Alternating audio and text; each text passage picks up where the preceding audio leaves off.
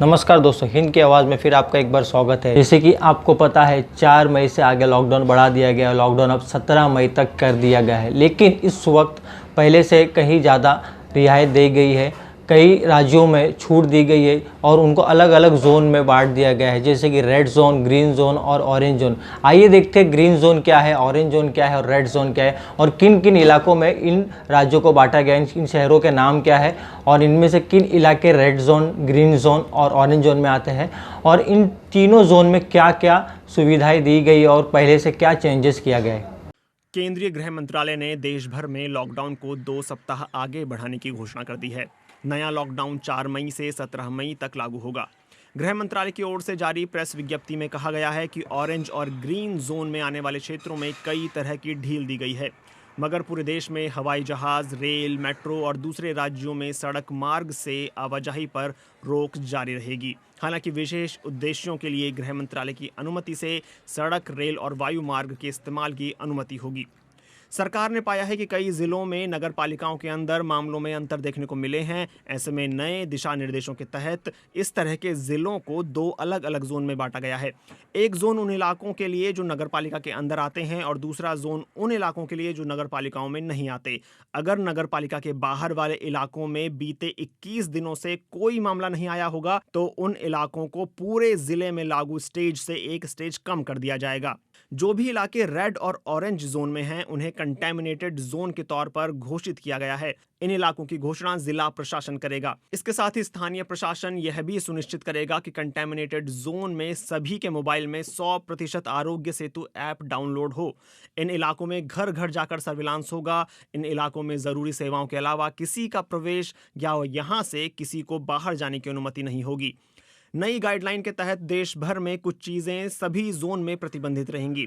इनमें हवाई सफर, rail, metro, अंतर्राज्यीय सड़क परिवहन, स्कूल, कॉलेज और दूसरे शैक्षिक संस्थान और training, coaching institute, hospitality services, जिसमें होटल, रेस्टोरेंट, बड़ी संख्या में लोगों के जमा होने वाली जगहें जिनमें cinema hall, mall, gym, sports complex आदि पूरी तरह प्रतिबंधित रहेंगे। किसी भी तरह की सामाजिक, राजनीतिक, सांस्कृतिक या दूसरी सभाओं और धार्मिक जगहों पर सार्वजनिक पूजा पर प्रतिबंध रहेगा। हवाई, रेल और सड़क मार्ग से यात्रा की अनुमति सिर्फ उन्हीं को होगी जिन्हें गृह मंत्रालय परमिशन देगा। गैर जरूरी सेवाओं से जुड़े लोगों के बाहर निकलने पर शाम 7 बजे से सुबह 7 बजे तक प्रतिबंध रहेगा। स्थानीय प्रशासन इसे लेकर आदेश जारी करेगा। सभी जोन में 65 साल से अधिक उम्र के लोग, किसी तरह की विकलांगता वाले लोग, गर्भवती महिलाएं और 10 साल से कम उम्र के बच्चों को घर में रहने के लिए कहा गया है। हालांकि जरूरी सेवाओं और स्वास्थ्य कारणों से बाहर निकला जा सकता है। रेड, ऑरेंज और ग्रीन जोन में अस्पतालों में ओपीडी और मेडिकल क्लिनिक खोले जाएंगे, लेकिन सोशल डिस्टेंसिंग और सुरक्षा के एहतियात बरतने होंगे। हालांकि इसकी अनुमति उन इलाकों में नहीं होगी जिन्हें सील किया गया है। हॉटस्पॉट वाले रेड जोन में cycle rickshaw, auto rickshaw, taxi और कैब सेवाएं, जिले के अंदर और अंतर जनपदीय बसों के संचालन, नाई की दुकान, स्पा और सैलून पर पूरी तरह प्रतिबंध रहेगा। रेड जोन में प्रतिबंधों के साथ कुछ चीज़ों में राहत दी गई है। निर्धारित कामों के लिए लोगों के बाहर निकलने की छूट है। 4 पहिया वाहन में 2 लोग और मोटरसाइकिल पर सिर्फ एक व्यक्ति के चलने की अनुमति होगी। शहरी इलाकों में औद्योगिक इकाइयों जैसे स्पेशल इकोनॉमिक जोन और निर्यात से जुड़ी यूनिट, इंडस्ट्रियल स्टेट और इंडस्ट्रियल टाउनशिप को कुछ प्रतिबंधों के साथ छूट दी गई है। ज़रूरी सामान बनाने वाली यूनिट, जिनमें दवाइयाँ, फार्मास्यूटिकल्स, मेडिकल उपकरण और उनका कच्चा माल बनाने, प्रोडक्शन यूनिट और उनकी सप्लाई चेन के साथ आईटी हार्डवेयर बनाने, जूट इंडस्ट्री और पैकेजिंग मटेरियल बनाने वाली यूनिट को भी खोलने की छूट रहेगी। शहरी क्षेत्रों में उन जगहों पर निर्माण की अनुमति दी गई है जहां काम करने वाले लोग पहले से मौजूद हैं और बाहर से किसी को लाने की ज़रूरत नहीं है। रेनोवेबल एनर्जी से जुड़े प्रोजेक्ट के निर्माण कार्यों को भी छूट दी गई है। गैर ज़रूरी चीज़ों से जुड़ी दुकानें, मॉल, बाजार और मार्केट कॉम्प्लेक्स में खोलने की अनुमति नहीं दी गई है। हालांकि वो दुकानें जो बिल्कुल अलग हैं, कॉलोनी के अंदर की दुकानें, रिहायशी कॉम्प्लेक्स में बनी दुकानें खोलने की छूट है। इसमें ज़रूरी और गैर ज़रूरी चीज़ों से जुड़ी सभी दुकानें शामिल हैं। रेड जोन में सिर्फ जरूरी चीजों की डिलीवरी के लिए ई कॉमर्स सेवाओं की छूट दी गई है। प्राइवेट ऑफिस 33% स्टाफ के साथ खोले जा सकते हैं, बाकी के लोगों को घर से काम करना होगा। सभी सरकारी दफ्तरों में डिप्टी सेक्रेटरी स्तर के सीनियर अधिकारियों के साथ खोलने की अनुमति होगी। इसके अलावा बाकी 33% स्टाफ को जरूरत के हिसाब से काम पर बुलाया जा सकता है। हालांकि रक्षा और सुरक्षा सेवाएं, स्वास्थ्य और परिवार कल्याण, police, jail, home guard, civil defence, fire और इमरजेंसी सेवाएं, आपदा प्रबंधन और इससे जुड़ी सेवाएं, national informatics centre, custom, food corporation, NCC, Nehru Yuvak Kendra और निगम सेवाएं पूरी तरह से चालू रहेंगी। रेड जोन में आने वाले ग्रामीण इलाकों की बात करें तो यहाँ सभी तरह के इंडस्ट्रियल और निर्माण कार्य, जिसमें मनरेगा शामिल है, इन्हें जारी करने का फैसला किया गया है। इसके साथ ही खाद्य प्रसंस्करण यूनिटों और ईंट के भट्टों को चालू करने का आदेश मिला है। इसके अलावा ग्रामीण इलाकों में शॉपिंग मॉल को छोड़कर बाकी दुकानें खुल सकती हैं। कृषि से जुड़े सभी गतिविधियों को चालू किया जा सकता है। पशुपालन और मछली पालन को भी शुरू किया जा सकता है।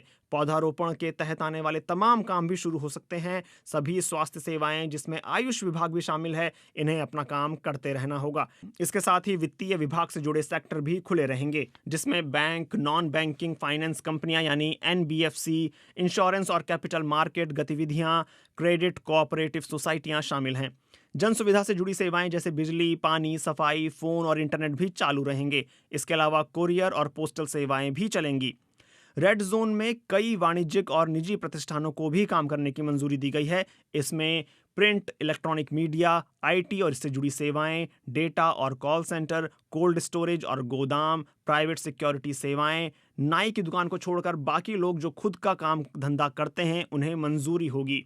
ऑरेंज जोन में जितनी भी गतिविधियों की मंजूरी रेड जोन में है, इसके अलावा कैब और टैक्सी में एक ड्राइवर और एक पैसेंजर के साथ अनुमति होगी। केवल अनुमति वाली गतिविधियों के लिए ही एक जिले से दूसरे जिले में जाया जा सकेगा। 4 पहियों वाली गाड़ी में अधिकतम 2 सवारियां और 1 ड्राइवर को अनुमति होगी, जबकि 2 पहिया वाहन में सिर्फ 2 ही लोगों को अनुमति होगी। ग्रीन जोन में सभी तरह की गतिविधियों को मंजूरी मिलेगी, सिर्फ उन गतिविधियों को छोड़कर जिन पर पूरे देश में रोक लगी है। इन इलाकों में बसें चल सकती हैं, लेकिन इनमें 50% सवारियां ही बैठेंगी और बस डिपो में 50% कर्मचारी ही काम के लिए आएंगे। मालवाहक गाड़ियों को आने जाने की अनुमति रहेगी। कोई भी राज्य या केंद्र शासित प्रदेश इन्हें नहीं रोक सकते और इन गाड़ियों को किसी खास तरह के पास की जरूरत भी नहीं होगी। जिन गतिविधियों पर रोक लगाई गई है, उनके इतर बाकी सभी तरह की गतिविधियां चालू हो सकती हैं। हालांकि राज्य सरकारें अपने मूल्यांकन के अनुसार जरूरत महसूस होने पर इन गतिविधियों को रोक भी सकते हैं। 3 मई 2020 तक लागू हुए लॉकडाउन के दिशा निर्देशों में जिन गतिविधियों को छूट मिली थी, उन्हें अब किसी अलग अनुमति की आवश्यकता नहीं है। गृह मंत्रालय की तरफ से जारी स्टैंडर्ड ऑपरेटिंग प्रोटोकॉल यानी SOPs अभी भी जारी रहेंगे, जैसे कि भारत में मौजूद विदेशी नागरिकों को उनके देश भेजने की व्यवस्था, क्वारंटीन हुए व्यक्ति को घर भेजना, अलग अलग राज्यों में फंसे मजदूरों, छात्रों, पर्यटकों और श्रद्धालुओं को उनके अपने राज्यों में रोड या रेल के जरिए भेजना। राज्य और केंद्र शासित प्रदेश की सरकारों को सख्ती से इन दिशा निर्देशों को लागू करवाना होगा।